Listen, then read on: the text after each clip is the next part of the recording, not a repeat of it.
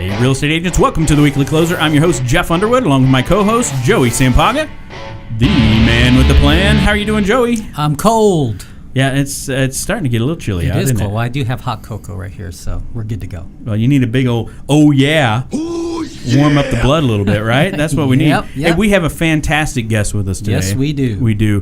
Marlene Reyes-Burgess with Keller Williams Realty Professional Partners. Thank you for stopping It's by. Marlene. Well, thank you for having me, guys. Yeah. You know, we were talking before the show, and man, Marlene has her systems in place. Yes. She's got her team in place. She is rocking it right now, and this is going to be a great show. So why don't we first start with you telling the audience how long you've been in the business and what got you into real estate? Well, I've been in the business for about 7.5 years, entering my 8th years.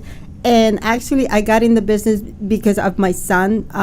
I just had my first son, and he was a very difficult pregnancy. So we had a lot of medical issues with him. So I decided to take the first year off from work. And before that, I was with Pulte Homes. So, you know, I couldn't deal with having a job and taking care of this child. And then after a year, he got better and I got bored. So I figured, you know, I built houses. How hard can it be to sell houses? Anyone could sell houses. In my mind, that's what I thought. And I thought I was just going to stay home. I was going to make all kinds of money. And so that's how I kind of ended up in real estate. Got it. All right. And you're having a good year, a successful year. What are you doing to be successful right now? Well, one of the things that I focus a lot is my time blocking. I time block everything in my calendar. Nothing happens if it's not time blocked. And so I prep a lot for my time blocking. And I do a lot of prospecting in the mornings. From 9 to 12, I'm just prospecting. Wow, okay. So making a lot of calls. Making a lot of calls. I do a lot of cold calls. I do a lot of physical and expires. And then I just make calls and go on appointment and focus on listings. Okay. So since you mentioned for sale by owners and expired, what things are you finding are most successful for you with that niche? Make the calls. Okay. That's easy, right? Yeah, you gotta make the calls, and you have to be consistent, because if you do it once a week and then another time the next week, or maybe two, 3 times a week, you're not gonna have the consistency. And you have to know your scripts. Yeah. You gotta know what to say, and if you don't know your script, you're working harder than smarter. Yeah. Okay. So put it like the big sheets on the wall with everything to say, right? No. Well, yeah, you know, and with Aspire and Fizbo, you know, there's not that many script that you need to know. You basically just need to know your introduction. How are you going to introduce yourself? And your 5 objections. Usually people will have 5 different objections. And then if they give you 3 objections on the phone, the 4th one is usually an appointment. Wow. Okay. All right. Awesome. So you've got the numbers down then. Yeah, got the numbers down. All right. And there's like once a week, I do 100 contacts in a day too. So I'm close to about 150 to 200 contacts a week. Wow. So so once a day you said 100. So Yes. that's cold calling stuff, or Cold calling. Okay. What's your conversion from call to appointment? To appointment, so for when I get to my 30 call, usually means an appointment. There you go. So 29 no's. 29 no's, 1 yes. So you got to be okay with the no's. You have to be okay with Yeah. the no. And, you know, I think with cold callings, there's a lot of rejection. And the way I see it, it's not a rejection. They're just telling me, Marlene, right now we're not ready to buy. Yes. And it's like when you go to Macy's, right? And they ask you, can I help you find a shirt? No, you not tell right them now. no, right? Do they feel offended because you just said no? No. No. What's the difference? Yeah, true. They spray that stuff on me every time I walk through the door. I don't know what that is. Yeah, but you smell nice afterwards. Oh gosh. You know, one of the things you mentioned too before the show was your team structure. So you have a team. Yes. And you have, I believe you said 3 admin? I have currently? 3 admins right now. And a showing assistant that is moving towards A buyer's agent. So share with us a little bit on the admin side. You actually have a VA, right? Yes. A virtual assistant. Yes, that's one of I've had her for about, December will be our 2 years that she's been with me. 2 years. Mm-hmm. So that's fascinating. We do have people ask that sometimes about, what do you think about a virtual assistant? Do you want to share like your experience that you've had, or? Well, before I started looking at this whole virtual assistant, I was in pain. So I was trying to fill a hole, right? But then I realized that I have to be smart, and I have a coach too, so I was able to talk to my coach and kind of like he put some highlight things that I needed to watch out. And it was about the systems, about the accountability, and just give them some direction.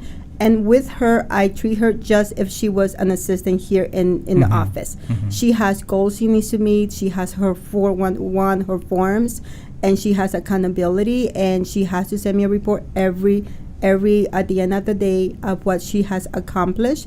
And then I talk to her twice a week, and so she's definitely have taken more on than when I first brought her in to do. Okay. That's awesome. Yeah, you mentioned quite a few things that she's helping out with. I think that's great. Yeah, and I forgot to mention that she also doing feedbacks for what agent have showed our list, and she goes back and get the agent feedbacks for us too. Got it. So when you meet with her, I'm curious, do you do like a Skype or? Yeah, we do. We don't use Skype. We use Zoom. This is Zoom. Yeah, Okay, this is something that she likes to use because sometimes the connection is a little spotty depending because of the weather and things like that. So we use Zoom, which is working really well. But when I first started using her, I used to Skype with her every day, like at the morning of the shift, just to kind of tell her what the day was going to be like and what my expectation was. As she took on more responsibility, I let go of that micromanage. Now we just do Mondays at 8:30. And then on Fridays at 8:30 at the beginning of the week to just kind of go over things, and then at the end of the week just for what I want her to focus next week on. Wow, no, I think that's great. Yeah. Huh. I'm thinking through the process in my head already. How does so this? people who speak to her don't know that she's actually in the Philippines, right? No. Wow. No. So the way she talks into the U.S., we use Skype. So we use Skype to call in, and then the number that we put in is my second office number. So people think that she's just in the office calling. That's awesome. Okay. Wow, no, that's great. Thank you. You've got your systems dialed in. Yeah, and it's all about system, guys. You have to have your system if you're going to grow. Yeah. Well, what do you think are so talk about systems then. What do you think was kind of that first thing that you needed to overcome, that first system upgrade or whatever you want to call it, right? I mean, what are some of the most important systems that you need to have, I especially as running a team? I think you really have to document your listings and your buyer transaction, who's going to take care of what and who's going to take care A through C, because as you grow, and if you don't have your system, that's when the broken communication happens. And at the end of the day, your clients are the one who are the victims because they don't get the phone call, they don't get the communication, they're frustrated because they don't know what you're doing. Wow. Yeah, that makes sense. Got it. And you have your VA also helping out with the database and everything. Correct. Too, right? Correct. And normally, that's what I brought her in to help me with my database because I was losing leads left and right because I was prospecting so much at that point. And I had a lot of people that I needed to follow up that they were not quite ready right now, but they were going to be ready like in 6 months or whatever the case is. And so I was losing a lot of leads. And then I used to call them like past the time that I was supposed to call them. And then they told me, oh, we just listed a month ago. Oh, man, that always hurts. Like that gut feeling that someone just punched you in your stomach. And I had about 3 of those 1 week. And I told my coach, I'm done. I can't be doing this because I'm not going to kill myself prospecting and then not capitalizing on my leads. Right, Yeah. right. Now, I could see that hiring, whether it's an admin or a virtual assistant, hiring the wrong person would probably be a really bad thing going forward. But you use the disc profile, is that right? Correct. I used the disc profile. So when I was looking to hire her, the company that I was going through, they sent me candidates that I was not happy with. So I just told them, give me your database. I started going through the database and I just focused on their disc profile. With that position, I knew that they were going to need to be very, very focused, very, technical. So with her profile, I need an SC. So anyone who was not an SC, I didn't even, and I needed someone who was going to be a low I, because people, they like to talk a lot. Get to the point, right? Yeah. So they're social bugs. So I needed someone that was going to be okay being on the computer for 4 or 5 hours a day. Yeah. Okay. No, that's great. And you mentioned too a social strategy. Not that you like the Facebook stuff as much and all that. But you do have kind of a system for that as well, right? Correct. I personally don't like social media, but it's part of our business, and either I embrace it or I don't do business. Yeah. So those are my two options, right? Right? So one thing I realized, that just because I don't like doing things, it doesn't mean I have to do it. I just have to have a system, and I just have to have leverage to do it. So that's another thing that she takes care is all my social media. The only thing I did is, like, I was at a convention with Keller Williams, and there was different topics about social media. So one of the things is I went back and I outlined what I wanted my social media to look like. So when I got back home and I had my first meeting, I emailed her my outline, and I thought, okay, this is what I want. This is where I want to be in the year. We need to make this happen. Yeah. So we went and target, like, week by week what we're going to focus. And with her, she needs guideline. If I give her clear indication, this is my expectation, this is how we're going to do it, she's good. Wow. She's good. So so that's what we did. I combined a lot of the training that I've gotten before, a lot of the old school marketing, and just put it into the social media. Got it. Makes sense. And your system, I know you said, and you don't have to go through every one of them, but you have a very specific thing you do on week 1, Correct. and then week 2, and week 3, and week 4, and you just keep it that way. Yeah, and we could go in it if you want to. Yeah, okay. So week 1, we basically focus on buyers. Highlighting all the listing that we have, and if we don't have a particular listing, we highlight those. We get it from the market center or from the MLS. So that's that, and then especially if I want to be in a particular area, so there's certain cities that I work a lot. And so that's week 1. Week 2, we do listings. It's all about listings. Week 3, we do market updates. Look at your market. Yep. And week 4 is about valuation. And what we just added another one on week 4 is investors. Because this year I started working with more investors than the year before. So that has kind of gone up a little bit. I'm about 13% higher on my investors. Okay. So basically, you know what Open Door does, right? We buy your house, you don't have to move out, all that stuff, right? So I basically are doing the same thing, and we said we have investors, we could get you a quick move, close up escrow, you don't have to move out. So we're basically we're mimicking a lot of those things that they're doing, and we're doing certain areas, like the areas that I know that the investors are looking a lot. So we have gotten a couple closing just by doing that. Wow. That's good. That's a great idea. Yeah. That's a really great idea. Before we move into the next segment, why don't you let's do this a little bit. How about you give us for someone new to the business, or maybe business is slow, or what have you, for 2018, what should an agent do to go get some business? Well, you need to lead generate now, because now is your first quarter closing. I mean, it's our year ends in October, September.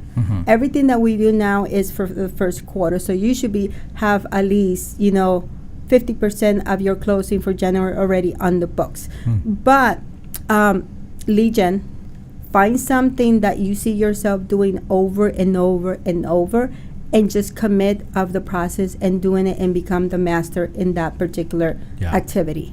No, that's great. That's awesome. Hard work. Stuff, hard work. Get to work. All right. Well, you ready to move into the next segment? You want to get in the ring with the Maniacs? Let's do this. Let's do it. Let's All do right. it. Here we go. So what's the best advice that anyone's ever given you? Start your systems from before you have any clients. I love you, Marlene, Oh, thank you. because I love systems. Yes, they're great, isn't it? They make your life easier. But start your system. Just because you don't have business, it doesn't mean you're not gonna have business in the future. And this is the time to plan your business, instead of when you have 5 closings and your head is spinning like That's crazy. right. Yes. Good stuff. That is great. We have had some guests on the show that have said they wish that they would have started their systems and their CRM years ago, but they got a late start. I mean, they're doing well now, but they're like, gosh, if I'd only put that in place in the beginning. Yeah. Yeah, absolutely. How about a book recommendation? I highly recommend the MREA, obviously the Millionaire Real Estate Agent, or The One Thing. I think That's both of those books will get you into focus and, start, time blocking. Yeah. Okay. How about a productivity tool or software that you use? I don't know. I use so many. Well, I know you said that you're using one now, but you're getting ready to switch over, right? Yes, our CRM, we're changing a lot of our systems over. My goal is to become more automated, so I could use my VA more in advance, so she's not hand holding everything that she's doing. So we're going from top producer into Brevity, which in-house everything. And my goal is just to have one system that will do everything, because right now we're using a different company for a landing page, and with social media we boost all our our like zip codes, posts and things like that. So we're using like 2 or 3 different platforms to do that. So my goal is to just have it in-house with one source, and then it does everything for us. All right, good. That's awesome. One last question. Oh my goodness. We'll have you draw from the mask. All right, I'm going to close my eyes. Beautiful. What is Okay, there's velvet? All right, go ahead and read it. Okay. It says, what is the most adventurous thing you've ever done? Oh my goodness. Okay, that's easy. Uh-oh. She's got something already. Yeah, so when I was about 21, I was in college, single and just having, good life. And my family is very traditional. I come from a very Central American traditional family. I was not allowed to date until I was 19. So that's how traditional. So I was living on my own, and at that time, remember the pagers? Yes. The pagers, right? So my mother used to page me all the time. All the time. She would drive me insane. If I didn't go to dinner, if I missed a family dinner, like, where are you? You're supposed to be here. This and that. Because my brothers at that time, they were already married, and I'm the youngest one of my clan. So I was so frustrated with her that I packed my car completely. Wow. And I moved to Texas for 2 years. And then my mother was paging me nonstop the whole way there. I nonstop. So I had a girlfriend who was living there, so that's the reason I went down there, because I wasn't homeless or anything like that. And so when I got there, I said, Mom, I'm okay. By the way, this is like 2 days later. I'm okay. I'm actually in Texas now, and I'm going to live here. She hung up on me. Oh, no. She completely hung up. Hopefully you're still talking. We're talking now. We're way better. So you moved there from here. Oh, from Arizona? Okay. So I just packed my car and took off. Wow. Just need a little space. I needed some space. I needed two states of space. 2 states. Well, Texas is big. It's big. Yeah. What part of Texas did you just head out to? Dallas. Okay. Yeah. Oh, okay. Yeah. So you're a Cowboys fan? Or? No, and No? and the weird thing is that I really didn't like the city, so like 3 years later I ended up moving back to Arizona, but I have proven my point that you cannot control me. Yeah, there you go. Yeah, there you go. Marlene's got her own dinner schedule, Mom. That's right. She's got a system in place. Exactly. I'm not coming to dinner tonight. That's fantastic. This has been a great show. Yeah. What am I? Gosh. I like this one a lot. Yeah, systems. I really do. Joe, you're going to have to listen to this one again. Yes, Well, I will. oh, wait. I thought you would tell me I need to listen to this again. You actually do. You're the systems guy, for sure. Well, thank you so much for coming in. If agents that are listening or watching want to reach out to you directly, how do they do that? They could call me directly at my number, which is the 623-688-1304. All right, there you go. Marlene Reyes-Burgess with Keller Williams Realty Professional Partners. Thank you so much for coming in. Well, thank you, guys. Yeah, for sure. Until next time, this is Jeff Underwood and Joey Sampaga. the Real Estate Marketing Maniacs. Have a fantastic day. Adios. Take care. All right. Whew, that was not bad. That was lovely. No, I was actually having fun toward the end. Yeah. Yeah. The Weekly Closer podcast is sponsored by Jake Krabby, NMLS number 877141 at Academy Mortgage. Are you looking to buy or refinance a home? Jake Krabby is your mortgage professional. Contact Jake at 480-442-9291. Jake Krabby is a loan officer at Academy Mortgage, NMLS number 877141. State license for Arizona number 0920357, AZBK number 0904081, and New Mexico number 877141. Academy Mortgage Corporation, NMLS 3113, and New Mexico 01451. Call 480-442-9291. Address 15333 North Pima Road, Suite 205, Scottsdale, Arizona 85260. Academy Mortgage is an equal housing lender.